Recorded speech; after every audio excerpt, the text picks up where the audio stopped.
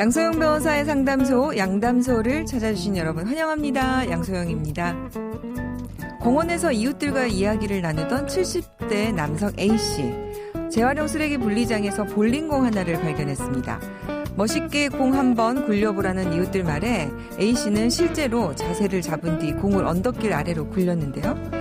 볼링공은 언덕을 내려간 후 왕복 4차로 도로와 사거리를 지나 200m 떨어진 안경점으로 향했습니다.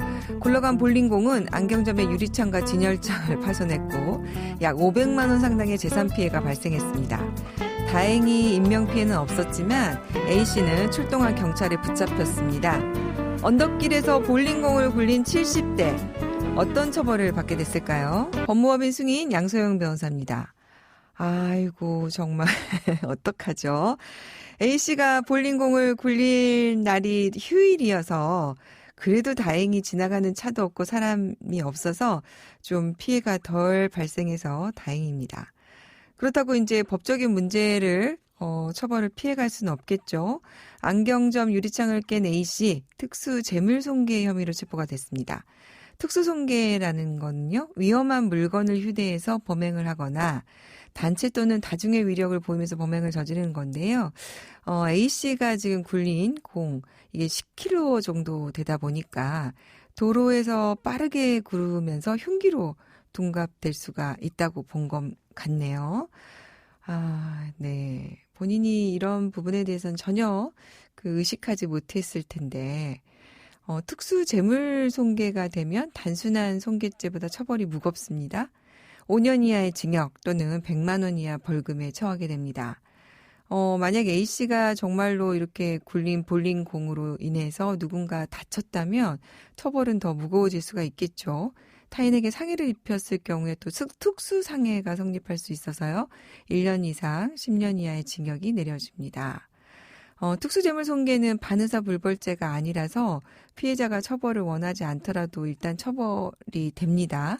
물론 이제 처벌을 불허한 의사가 표시가 되면은 양형에 참작은 할 수는 있겠지만요. 자, 볼링공으로 안경점 유리창과 장식장을 파손한 A씨, 또 민사로 인해서 손해배상도 해야 되겠죠. 네. 주위의 이웃들 말에 어쨌든 장남 삼아 해본 것이 이런 일이 발생할 수 있네요.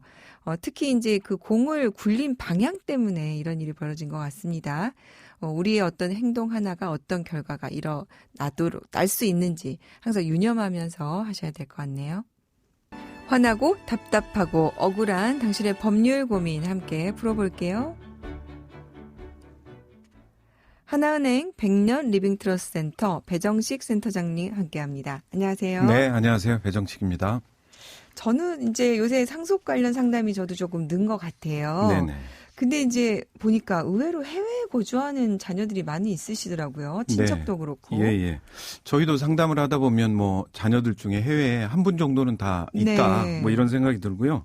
근데 이제 문제는 코로나 때문에 또 들어오시기 어려워가지고 좀 힘들어 하시는 그런 경우들도 많이 봅니다. 실제로 통계가 어느 정도 있습니까? 네. 이제 재외동포재단 통계 자료가 있는데요. 네. 2019년 기준으로 봤더니 약 750만 명 정도의 동포가 있습니다. 그러니까요. 예. 네. 우리나라 전체 인구가 5,100만인데요. 7, 8명 중에 한 명은 비율로 본다면 이제 해외 거주하고 있다. 이렇게 좀 볼 수 있을 것 같습니다. 그렇게 하니까 굉장히 정말 많은 숫자군요. 네.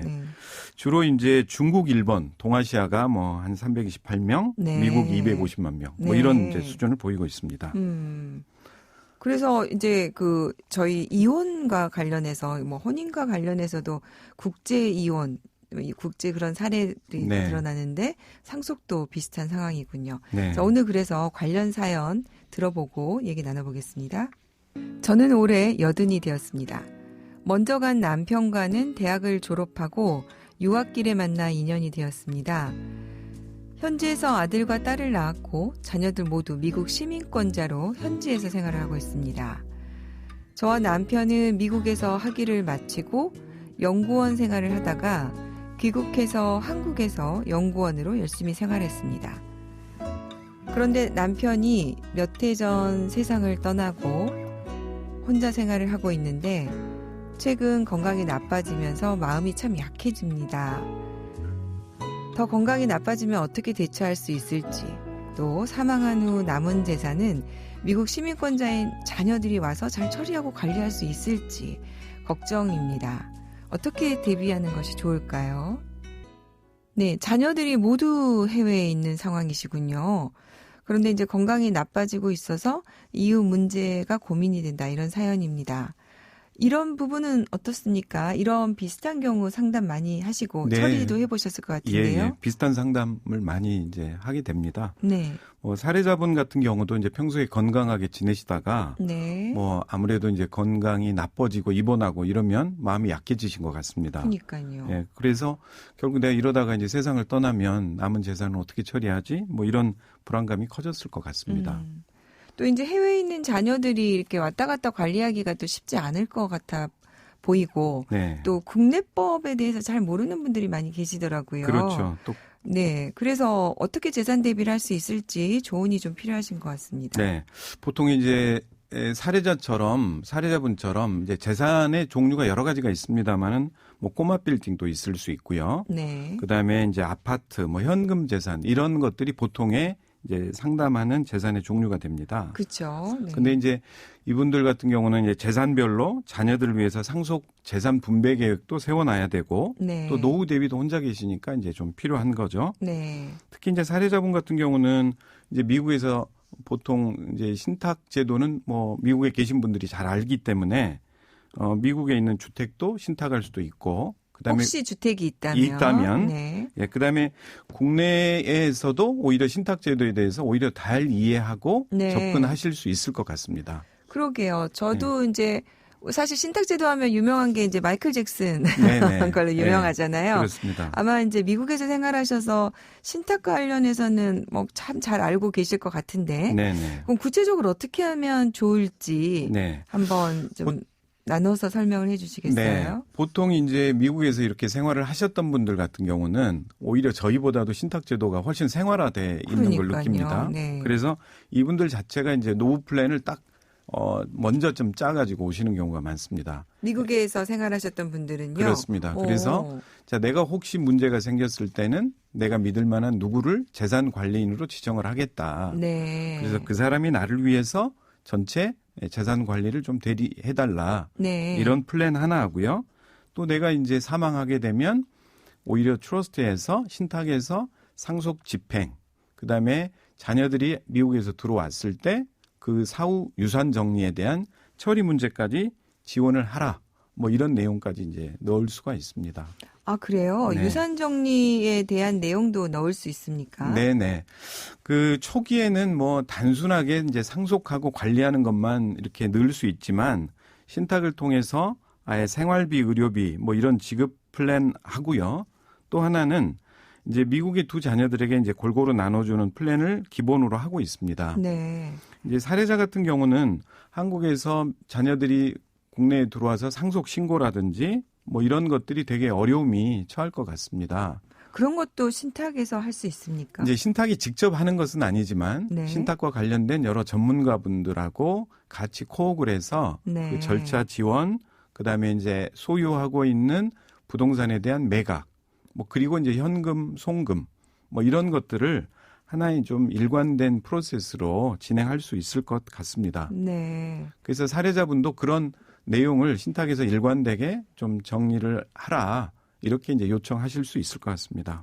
그러니까 해외에서 계신 분들이 상속 신고 등 이런 절차도 이제 위임을 해서 네네. 그렇게 진행을 하고 나머지 이제 이와 관련한 집행 부분도 위임을 해서 진행을 하고 이런 내용으로 할 수가 있군요. 그렇습니다. 네. 네. 그리고 신탁 계약을 통해서 재산을 관리하는 것 이외에도 매각도 그러면은 알아서 해줄 수 있는 건가요? 네네. 처음에는 이제 신탁하면 우리가 관리하다가 그대로 이전하는 것 이것만 생각을 했는데요. 네. 신탁 계약 안에 사례자분이 요구하는 것처럼 매각을 해서 현금화해달라 그런 내용을 지시할 수 있을 것 같습니다. 네. 그렇게 되면 수탁자인 신탁에서 매각을 해서 그 현금을 상속 플랜으로 지급해드리는 그런 절차도 가능할 것 같습니다. 네. 일본에서는 그 유산을 정리하는 그런 생활형 신탁도 있다면서요? 네네. 일본은 뭐 신탁 제도가 워낙 뭐 발달이 돼 있고 고령자들이 많다 보니까 뭐 저희가 이제 본 것으로는 금융기관 안에 그 네. 유산 정리만을 정리해주는 직원들이 별도로 있습니다. 아, 그래요? 예, 그래서 예금에 대한 현황 파악부터 세무 신고, 법률적인 부분, 후견, 뭐 그다음에 뭐 장애인의 문제, 뭐 네. 이런 가족 전반에 대한 문제를 한꺼번에 해결하는 그런 제도가 있는 것 같습니다. 그러니까 사실은 이제 1인 가구이시고 이제 가족이 없는 분들이 네. 특별히 이제 이런 거에 대한 뭔가 서비스, 내가 사후에 있는 것들이 정리되는 거, 네. 이런 부분을 조금 마련해 놓기를 원하실 텐데, 네. 이제 그런 부분까지 같이 하실 수가 있겠군요. 그렇습니다. 예. 오늘은 이제 해외 가족이 있는 경우에 또 그 가족이 들어와서 상속과 관련해서 절차를 진행하기 어려운 경우에 어떻게 하면 좋을지 이와 관련한 그 상담을 조금 한번 해봤는데요. 많은 분들이 좀 도움이 되셨으면 좋겠습니다. 자, 오늘 배정식 센터장님 감사합니다. 네, 감사합니다. 오늘은 하나은행 배정식 센터장님과 함께했습니다. 양소영 변호사의 상담소 양담소는 내일 또 문을 엽니다. 끝곡 헨슨의 I Will Come to You 들려드릴게요. 양소영이었습니다.